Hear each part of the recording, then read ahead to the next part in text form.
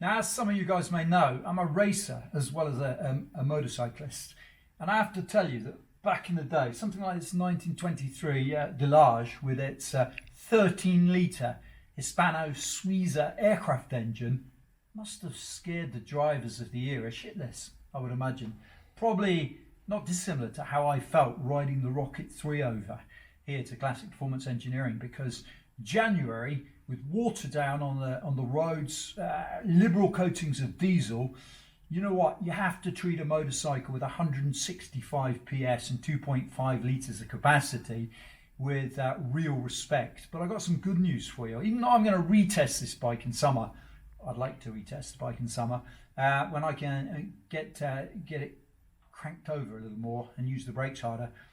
It's immediately enormously impressive, because it really is treated with respect to Pussycat. And what I mean by that is it has to have one of the smoothest gearboxes on any motorcycle I've ever used. So the chances of accidentally locking up the rear wheel are minimized. But it's got impeccable fueling and road manners. The torque is linear. People who ride this motorcycle will become very quickly familiar with the term roll on and then roll off if they see a police car. And I'm not talking here about a cross-channel ferry roll on, roll off. I'm talking about the fact that you don't have to shift a gear in order to go up hills, to accelerate past stuff. No, this is making such strong power from 3,000 to 4,000 RPM. I'll wager you'll never use more than 4,000 RPM. I can't imagine it.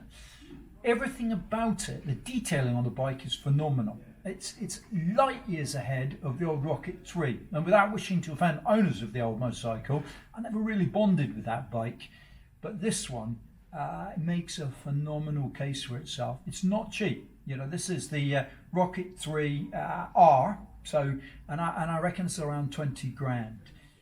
But for that money, you get pretty much the ultimate, I'm going to say, bobber cruiser experience. And somebody said to me earlier on, you know, why do you need 2.5 litres? My answer to that would be, why not?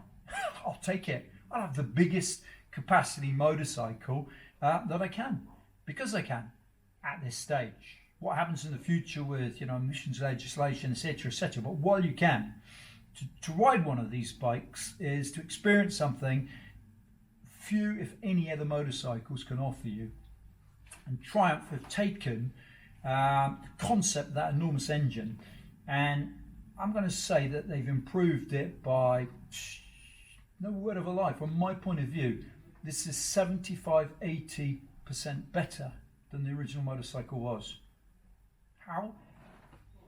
Brembo radial brakes for a start, really Savalt suspension, rock solid stiff chassis.